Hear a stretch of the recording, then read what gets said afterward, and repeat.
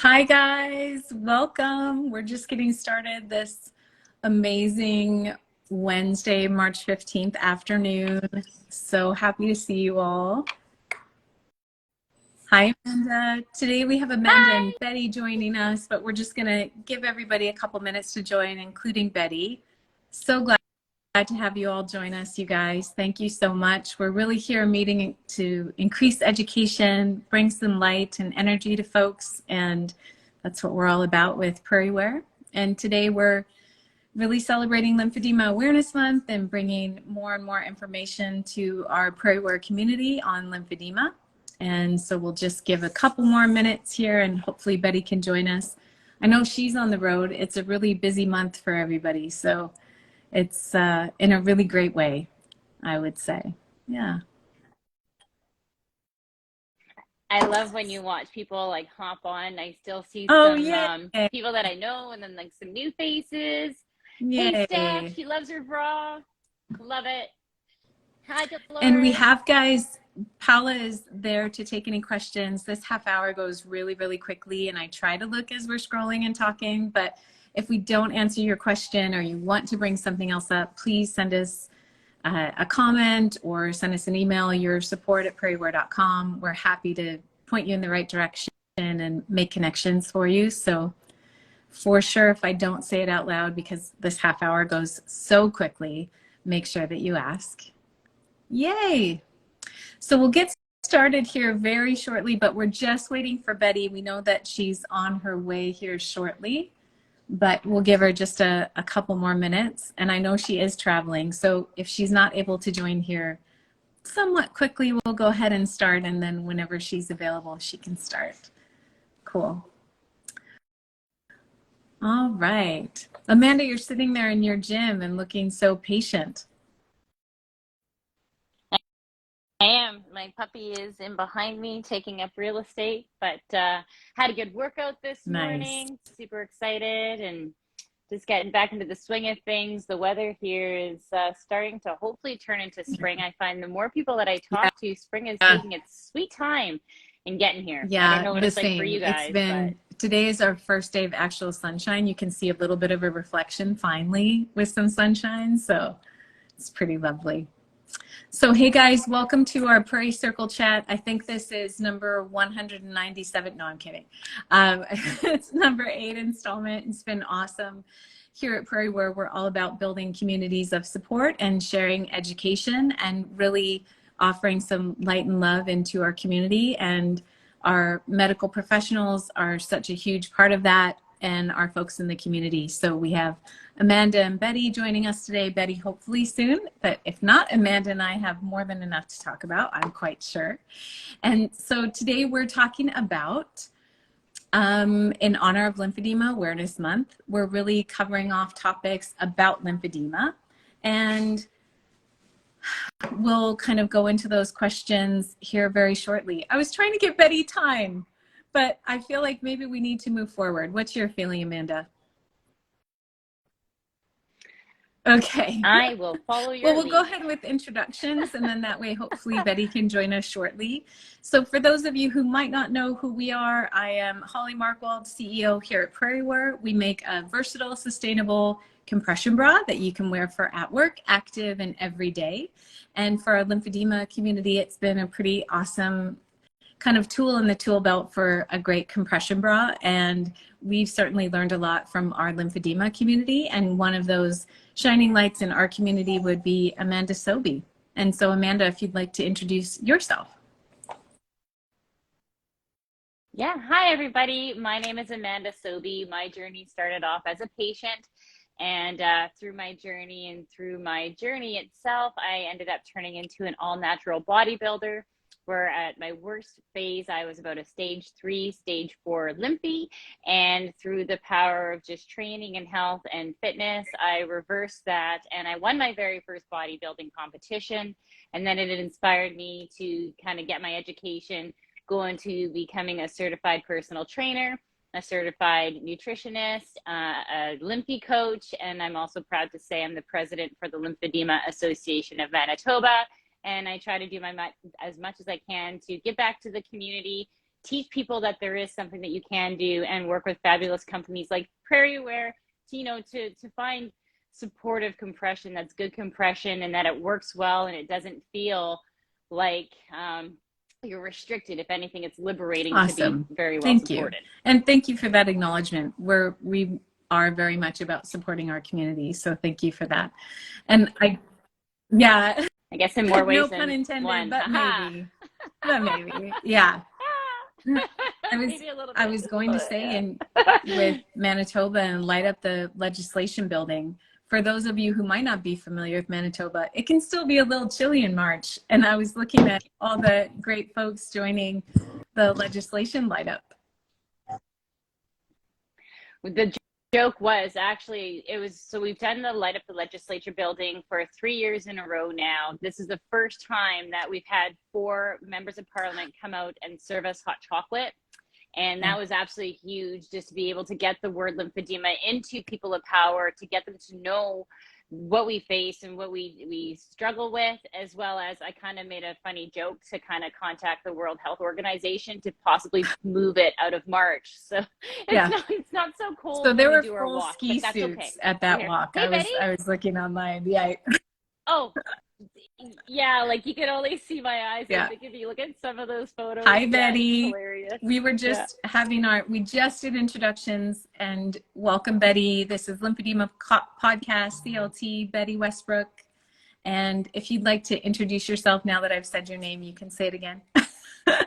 And a little bit about yourself. Yeah, so I'm Betty Westbrook. As you said, I'm a CLT. I started Lymphedema Podcast back in 2019, and I also I work with Ryland's Feet Foundation with pediatric lymphedema, and in 2019 I founded a summer camp for kids with lymphedema with Ryland's Feet, and then have since gone on to work with some other pediatric lymphedema projects with her. And so just happy to be here and enjoying this. And I apologize I'm late. I've hopped a couple time zones today, and then I cannot get into one of my emails. And so I was like, I can't find the link. So I really apologize that I'm a few minutes late, but I'm super stoked to come on and chat with you guys. No worries. We're really glad to have you both here. I know with multiple time zones, I'm on the far West Coast. I think you're on the far East Coast, and then we have Amanda right in the middle. So we're covering the entire North American continent today. So again, we're talking about lymphedema today, and just in that celebration of education and awareness for Lymphedema Awareness Month. And one of the topics, we did cover off what is lymphedema on our last podcast, or on our last Insta. So if you guys want to check that out, we had Dr. Alex Hill, who's amazing at education. And so today what we want to talk a little bit more about is, what are some of the misconceptions around lymphedema that you might want to address, or that you hear most often, Betty? Well, I think for me, one of the things I want to maybe highlight, so speaking from a clinician, and then I have ideas and examples from like talking with patients too, but as a clinician, I think with the like lymphedema treatment is, I find a misconception is that a lot of therapists kind of pick and choose what elements of CDT that they use. And so complete decongestive therapy is a combination of manual lymphatic drainage, compression, which is day or night. It's various styles of compression, but it's compression, exercise, and skincare. And so I find sometimes, and I was just in a meeting here in Philadelphia at Children's Hospital Philadelphia, where some therapists and parents will go, just, ask your doctor to refer you for a pump and give you a prescription. That's not even part of CDT technically, because that doesn't even really count as compression, because it doesn't stay with you. And so then there's also modifications, like some therapists may not perform manual lymph drainage directly on the skin, and they're doing it over clothing, and you're not getting that same treatment. And a great point is that you're not doing manual lymphatic drainage if you're doing it over clothing, because you're not getting that contact on the skin and pulling those anchoring filaments in the direction they need. So one of the misconceptions for me on the treatment side of things with clinicians that I want to highlight is that we have a standard care that we need to be following as clinicians. And going outside of that, like there's a time and place to have like clinical decision making and taking that liberty. But when you're just saying, not this, it's like making a cake without eggs or making a cake without the flour. It's not really going to work. It's not going to give you the same effect. So that's one of the big misconceptions that's kind of on the front of my mind, just because of the series that we're in with the podcast right now. But from a patient's perspective, I think potentially some of the things that I hear patients like send questions over to me about is there's a misconception, and this kind of goes back to treatment. There's a little bit of a misconception that treatment only happens like when you're in the office. It's like when I go to my appointment, this is when I get treatment. And then when I go home, it's just the garment. And so that's a little bit of a misconception, that there is follow through and there is management and there's a routine that has to be created, applied. So those are my two things, and they're about treatment because I kind of go that way as a therapist. But those are two really big ones for me. And I think, Amanda, the next question is yours, so just save your voice. But one of the things in your podcast, I think not all CLTs are created equal, I think is really appropriate for this month, in that awareness is step one, and advocacy for yourself and your own health is super, super important. And so one of the things that just getting educated and understanding what opportunities are out there is really important, because if it doesn't feel right, it probably isn't. Ask another person. And one of the things that I love about the Lymphedema podcast, Betty, is that you give people resources and a different perspective if they want to learn and understand that there's other options. And I think that's incredible for someone who's advocating for their own health, to understand what are my options and what are some of the questions I can ask, because I'm not a medical professional. I don't always know what to ask. And you give some really great, like, quantifiable questions that people can ask so that someone can understand a little bit more about their health and what they're looking for, which I think is awesome. Yeah. Thank you. And that's honestly my goal, is to be able to present that information in a way that is relatable and understandable. Understandable, that's the word. Like easy to process and understand. Yeah. And it doesn't just leave them with this is the only way to do it, because no lymphedema patient is the same. Our treatment should never be the same. While we may have this baseline, like we start here, well, you may add to or take away from, or you may add a lot to, you may back off from. But I think that therapists have to use clinical judgment in that, and then patients have to have a strong sense of like self-advocacy in a way to be able to have that questioning of, this doesn't seem right. Because I think you're going to be able to like back that up, in the fact that patients are told all the time, like, no, this is just how it is, or no, like what you're feeling is not what you're feeling, or, you know, this is what we know about it, so what you're explaining to me couldn't possibly be it. Like, that's not the same thing. And so doctors will kind of undermine the patient's experience, and it leaves them going like, okay, like maybe I do have it wrong. Maybe this isn't my experience, or maybe I'm taking it out of context, or you know what. And so patients need that voice, and I hope I'm that for them, because they need someone who's not trying to steer them wrong, that they can go and be like, okay, I have confidence that this is not the way it's supposed to be, and I'm going to continue to fight for a better way and a change. And one of the threads that I think is really similar for both you and Amanda is that self-advocacy and self-awareness, and that takes an everyday awareness of yourself. And so treatment doesn't begin and end at the clinician's office. It's a continuum. And I think that's a common thread, Amanda, what you work on so much in supporting your community is nutrition and exercise and all of these things together to create that homeostatic health. You know, it's a whole circle. It's not just at the clinician's office. And to piggyback on what Betty's saying, the biggest misconception, or I think for me, when I was diagnosed, it's always the same sentence: there is no cure. And I wish they would say there is no cure, but there is so much that you can do, or you can manage this condition if you're taught how. And like Betty said, like there's just so many layers to the way how that therapy is and can be applied. And you're right, like you go see the therapist to get your treatment, but it also starts at home with what you do. And you're going to be way better off if you are compliant, if you do take your health seriously. Also the same steps, like I think we get the same blanket kind of information, like wear your compression, do your manual lymphatic drainage, exercise, eat well, all those things. But even in all those things that I listed, it's just a vast world of difference of my compression is going to look different from your compression, or your manual lymphatic drainage is going to be different from my manual lymphatic drainage.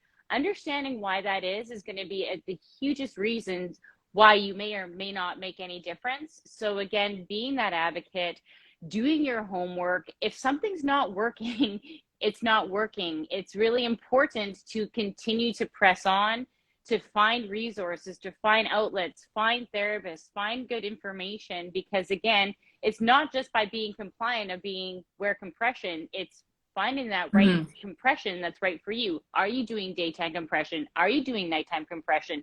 What garments are you wearing? Those might not be the right type of garments. So again, yes, that advocacy and that misconception of just seeing just the therapist, it also starts within. And have you seen, I know you started your Lymphedema podcast in 2019. I feel like there's been such a leap of awareness and education available. Part of that is me understanding and learning about lymphedema, so I'm more aware of it when I see it. But I also feel like there's been some more sort of national awareness that, hey, this is something that millions of people have. We have to pay some attention. We have to look at what's the quality of care, what's the quality of treatment. And even with the Lymphedema Act, that finally, after all of your guys' hard work, and certainly my heart was in it, but I didn't put my time into it. So thank you guys for doing that. Do you feel like things are shifting and there is more awareness? I absolutely do. Also, is it too loud in here? I'm gonna like get closer and talk really close. It sounds very loud above my head. It actually, it's filtering. Don't worry about it. Perfect. So Yeah. I do think there's a huge leap, and I've kind of had this sensation or like feeling we're kind of on this cusp of like, I don't want to be dramatic, but like a breakthrough with education and awareness for lymphedema. And it might be because I'm just completely saturated in the lymphedema world. But I feel, I got on an airplane this morning and the man asked me about it, and we had a 45-minute conversation about lymphedema. And, you know, we like have this conversation and more people are like, oh yes, I know someone who has this, or I have seen this. Whereas before it was like, oh, that sounds terrible, those poor people. But now it's more and more common that people are like, yeah, I've known someone like that. Or I went to school with a kid who had really big swollen legs, like this kid you showed me a picture of. And so I think nationally, even globally, we are becoming more aware. And as a medical community, I think the patients have advocated, and like the grassroots organizations like the Lymphedema Treatment Act, and then other organizations that have worked to bring awareness and like legislation with like the NIH and the World Health Organization acknowledging lymphedema now, and just like crazy things are happening that are going to push this forward as far as like treatment, praying for a cure hopefully, and just having this day where it's like lymphedema isn't a word that people don't understand anymore. Something that people understand and recognize. And I know there's lots of online resource. The NLN is one that we often pass along and learn. Amanda, how do you feel that advocacy is in education in Canada? Do you feel like we're on par with the rest of the world, or are we still catching up? We're still catching up. I think I want to piggyback again on Betty. I think social media has been a huge shift, because I remember in 2001 when I was diagnosed, we still had dial-up internet, and when I would try to Google search the word lymphedema, all you got were pictures of elephantitis. And now you see people living and thriving. You look at even football games and they're wearing compression. Like, I'm sorry, but I was cool before the football people wore their compression. But that whole stigma about wearing compression is completely changed. But Canada has work to do. Like I was mentioning earlier on the call, we finally had 4 members of parliament show up and give us hot chocolate when we were lighting up the legislature building. Another member came and shook our hands and said, I want to know more. And it really just is start, because I think here, especially in Manitoba, we don't have healthcare. We don't necessarily do the best job at taking care of people that have lymphatic illnesses.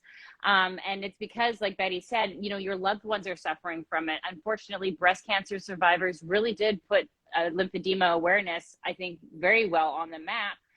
And you see people that are struggling, and here in Manitoba, they can't get the care, they can't get their garments, they don't even recognize manual lymphatic drainage. And once you watch a loved one go through that and feel so helpless, it really creates a stir and it creates a buzz. And again, being on the board for the Lymphedema Association of Manitoba, I'm trying to reach out to as many people that at least want to hear, because the more that we do and the more that we create that awareness, the more that we take that one giant leap. And the states did such a beautiful job at creating a Lymphedema Treatment Act.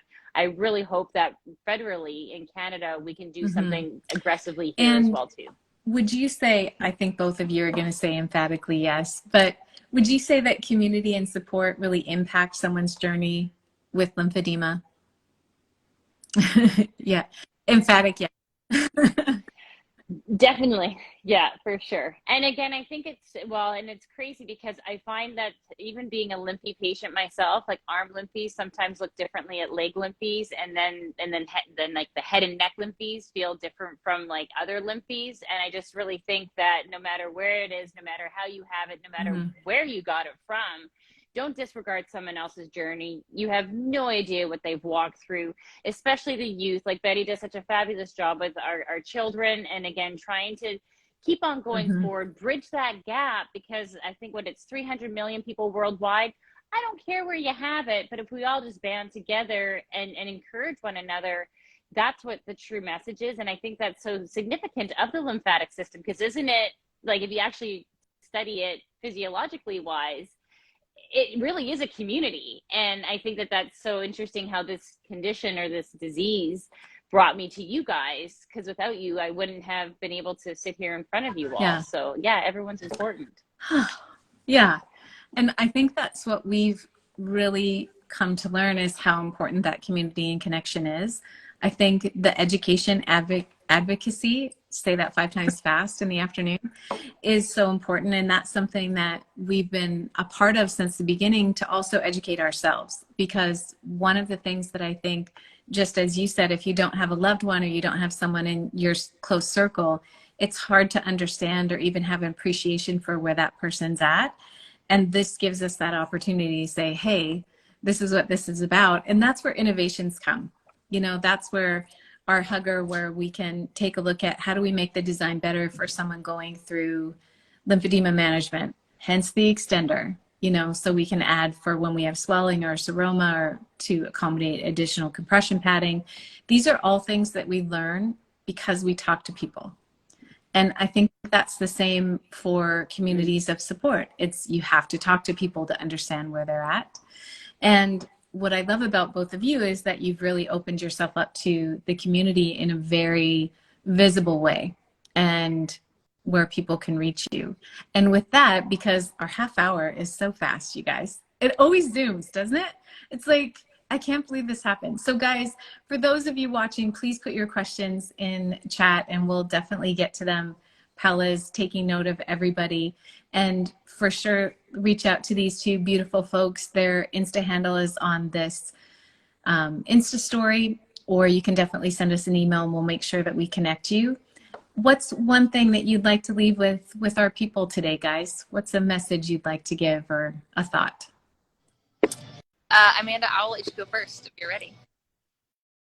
Oh, I was going to pass it to you, but my tried and true is, whether you think you can or you can't, you're right. And I know we were told that there was no cure, but there is so much that you can do. There are people that are willing to help. Find your tribe, find what you connect with. Don't stop. Just because you get a closed door doesn't mean you can't go out the window. There is always something you can do, and there's just fabulous companies. Everybody is just so warm and loving in the lymphatic community, I find too, like businesses and patients and therapists. And again, it's just that community. So whether you think you can, whether you think you can't, you know, you're right. So Cool. change that mindset.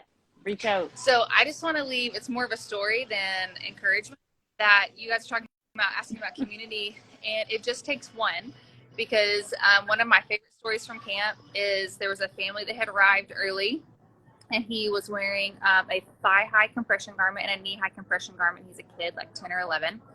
And a girl gets off her plane. They have never met before. These people do not know each other. They don't know names before. They don't know anything or faces before. And she comes off the plane with her mom, and she starts tugging on her mom. And she's like, Mom, that boy's wearing garments. Can I go in the bathroom and put on my shorts? And her mom tried not to cry, and I'll try not to cry while I tell you, this girl has never asked to wear shorts in her entire life. And so it took her seeing a kid in the airport that looked like her, and she wanted to go put shorts on before even meeting him. And so it takes one. And so that's my biggest thing, is like, we are stronger together, and it just takes one. So that community aspect is unbelievably powerful, and it doesn't take a community of 50. It takes you having one person to help guide you and encourage you through. And so we've got that here. I mean, there's 11 people watching right now, and this is going to get seen more times after. And so just know you're not alone. Like, we're here for you. Yay. Thank you. That was beautiful. Thanks, you guys. Thank you so much. Thank you also, everyone, for joining us today. And happy Lymphedema Awareness Month. Thank you for joining us to learn a little bit more and being a part of our community. We really appreciate it. And wishing you guys an awesome rest of your week. Thank you, Amanda and Betty, for joining us in your evening and on your travels. Really appreciate it. You're welcome. Glad to be here. Thanks, guys. Thanks, you guys.